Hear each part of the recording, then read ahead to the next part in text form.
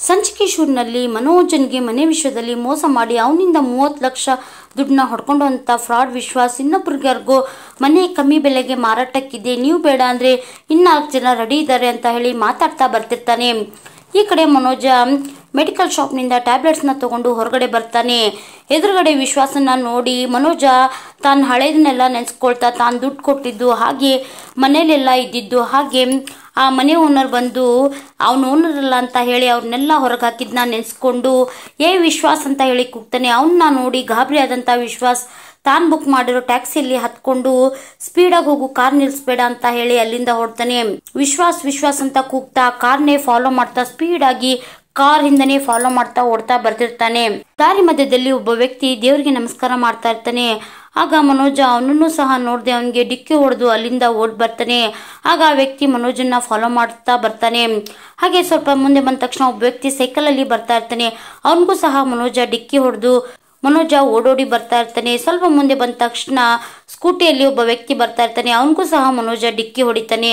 ಆಗ ಆ ವ್ಯಕ್ತಿನೂ ಸಹ ಮನೋಜನ್ಗೆ ಬೈತಾ 3 ಜನನು ಸೇರಿ ಮನೋಜನ್ನ ಫಾಲೋ ಮಾಡ್ತಾ ಬರ್ತಿರ್ತಾರೆ.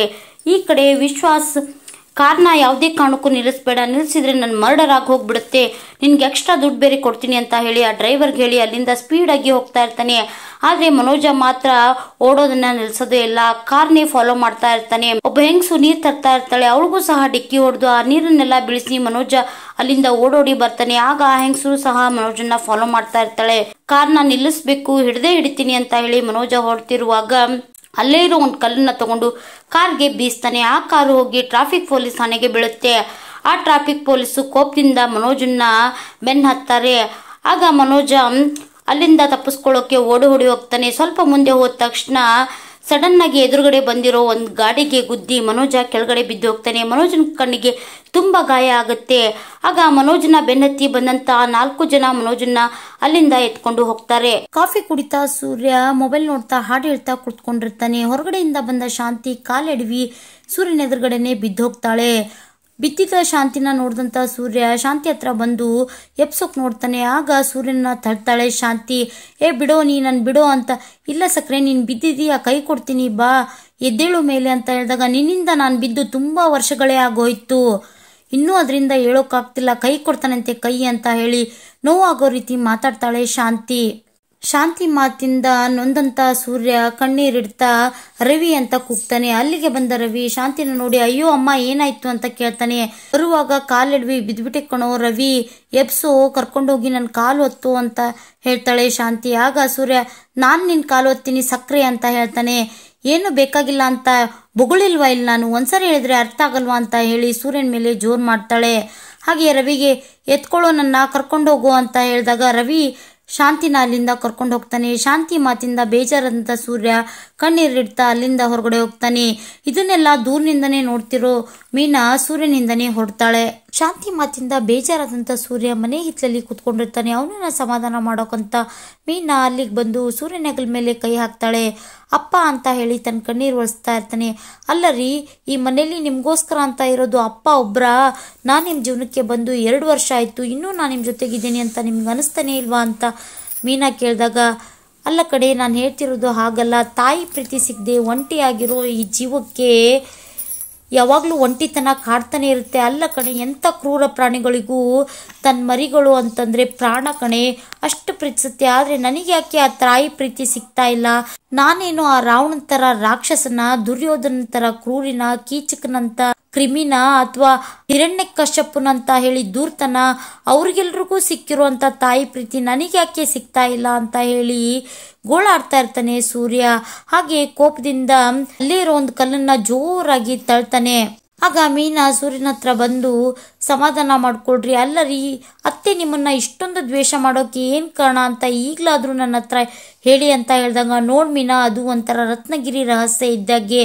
ಆ ರಹಸ್ಯ ಹೊರಗೆ ಬಂದ ತಕ್ಷಣ ನನ್ನ ನೋವು ಕಡಿಮೆ ಆಗ್ಬೋದು, ಆದ್ರೆ ಈ ಮನೆಯಲ್ಲಿ ಒಂದು ತಲೆ ಹೊರಟೋಗುತ್ತೆ, ಅದಾಗೋದು ನನಗಿಷ್ಟ ಇಲ್ಲ, ಇಂಥ ನೋವು ನನ್ಗೆ ತುಂಬಾನೇ ಆಗಿದೆ ಅಂತ ಹೇಳಿ ತನಗ್ ತಾನೇ ಸಮಾಧಾನ ಮಾಡ್ಕೊಂತಾನೆ. ಹಾಗೆ ಮೀನಾನು ಸೂರ್ಯನ್ಗೆ ಸಮಾಧಾನ ಮಾಡ್ತಾ ಇರ್ತಾಳೆ. ಸೋಫಾದ ಮೇಲೆ ಕುಳಿತಿರ್ತಾಳೆ ಶಾಂತಿ. ರವಿ ಕಾಲು ಒತ್ತಾ ಇರ್ತಾನೆ. ಅಲ್ಲ, ವಯಸ್ಸಾದ್ಮೇಲೆ ಸ್ವಲ್ಪ ನೋಡ್ಕೊಂಡು ಓಡಾಡೋದಲ್ವಾ ಅಂತ ಹೇಳಿದಾಗ, ಬಂದ್ಬಿಡು ಅಪ್ಪಣ್ಣ, ಯಾರಿಗೋ ವಯಸ್ಸಾಗಿರೋದು, ಈ ರೇಷ್ಮೆ ಹುಳುಕ್ಕೆ ವಯಸ್ಸಾಗಿರುತ್ತೆ, ಆದ್ರೆ ರೇಷ್ಮೆಗಲ್ಲ. ಹಾಗೆ ನಾನು ನನ್ನ ಬಾಡಿನ ಮೇಂಟೈನ್ ಮಾಡಿದ್ದೀನಿ ಅಂತ ಹೇಳ್ತಿರ್ತಾಳೆ ಶಾಂತಿ. ಆದ್ರೂ ಅಮ್ಮ, ನೀ ಸೂರ್ಯನ ಮೇಲೆ ಅಷ್ಟು ಅಸಡ್ಡೆಯಾಗಿ ಮಾತಾಡಬಾರ್ದಾಗಿತ್ತು.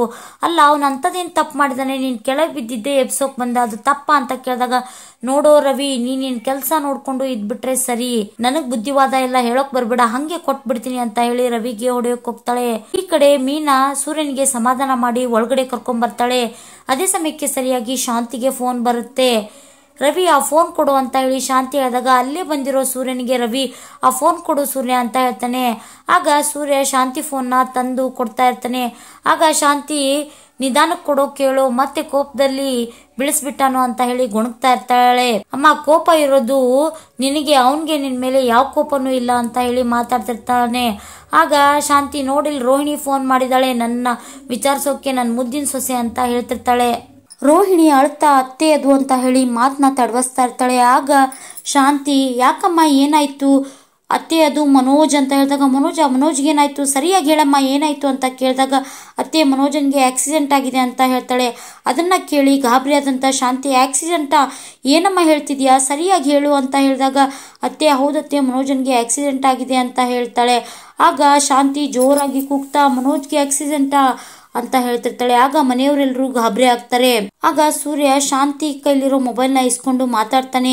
ಅದೇ ಸಮಯಕ್ಕೆ ರಂಗನಾಥ್ ಅವರು ಮನೆಗೆ ಬರ್ತಾರೆ. ಯಾಕೆ ಶಾಂತಿ, ಏನಾಯ್ತು, ಯಾಕೆ ಕೂಗಾಡ್ತಿದ್ಯಾ ಅಂತ ಕೇಳಿದಾಗ, ಸೂರ್ಯ, ಅಪ್ಪ ಮನೋಜನ್ಗೆ ಆಕ್ಸಿಡೆಂಟ್ ಆಗಿದೆ ಅಂತೆ, ಸಿಟಿ ಹಾಸ್ಪಿಟಲ್ ಅಲ್ಲಿ ಅಡ್ಮಿಟ್ ಮಾಡಿದ್ದಾರೆ, ಐಸಿಯುಲಿದ್ದಾನೆ ಅಂತ ಹೇಳ್ತಾರೆ. ಐಸಿಯು ಅಂದ್ರೆ ಏನಾದ್ರೂ ಗಂಭೀರವಾಗಿ ಆಗಿರ್ಬೋದು ಅಂತ ರಂಗನಾಥ್ ಅವರು ಭಯ ಬೀಳ್ತಾರೆ. ಆಗ ಶಾಂತಿ, ಅಯ್ಯೋ ನನ್ನ ಮಗ, ನನ್ನ ಪ್ರಾಣ ಅಂತ ಹೇಳಿ ಕೂಗಾಡ್ತಾ ಇರ್ತಾಳೆ. ಆಗ ಸೂರ್ಯ, ಏನ್ ಸಕ್ರೆ ನೀನು, ಅಪ್ಪನಾರೆಗೂ ಗೊತ್ತಿದ್ರು ಹೀಗೆ ಕೂಗಾಡ್ತಿದ್ಯಲ್ಲ, ಸುಮ್ಮನೆ ಇರುವಂತ ಸಮಾಧಾನ ಮಾಡ್ತಾನೆ.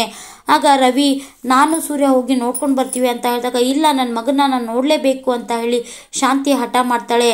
ಆಗ ರಂಗನಾಥ್ ಅವರು, ಬಾರಪ್ಪ ನಾವೆಲ್ಲರೂ ಮನೋಜನ್ನ ನೋಡ್ಲೇಬೇಕು, ನಮ್ಮನ್ನ ಕರ್ಕೊಂಡು ಹೋಗು ಅಂತ ಹೇಳಿದಾಗ, ಸೂರ್ಯ ಎಲ್ರನ್ನೂ ಕರ್ಕೊಂಡು ಹಾಸ್ಪಿಟ್ಲಿಗೆ ಹೊರಡ್ತಾನೆ. ಆಪರೇಷನ್ ಥಿಯೇಟರ್ ಅಲ್ಲಿ ಮನೋಜನ್ಗೆ ಟ್ರೀಟ್ಮೆಂಟ್ ನಡೀತಾ ಇರುತ್ತೆ. ಹೊರಗಡೆ ರೋಹಿಣಿ ಮನೋಜನಿಗೋಸ್ಕರ ವೇಟ್ ಮಾಡ್ತಾ ಕಣ್ಣೀರಿಡ್ತಾ ನಿಂತಿರ್ತಾಳೆ. ಹಾಗೆ ಆಪರೇಷನ್ ಥಿಯೇಟರ್ ಇಂದ ಹೊರಗಡೆ ಬಂದ ನರ್ಸ್ಗೆ ಮನೋಜ್ಗೆ ಏನಾಗಿದೆ ಅಂತ ಕೇಳಿದಾಗ, ನೋಡಿ ಮೇಡಮ್ ಅದನ್ನೆಲ್ಲ ಡಾಕ್ಟರ್ ಹೇಳ್ತಾರೆ, ಟ್ರೀಟ್ಮೆಂಟ್ ನಡೀತಾ ಇದೆ ಅಂತ ಹೇಳಿ ನರ್ಸ್ ಅಲ್ಲಿಂದ ಹೊರಡ್ತಾಳೆ. ಹಾಗೆ ಆಪರೇಷನ್ ಮುಗಿದ್ಮೇಲೆ ಮನೋಜನ್ನ ಹೊರಗಡೆ ಕರ್ಕೊಂಡ್ ಬರ್ತಾರೆ.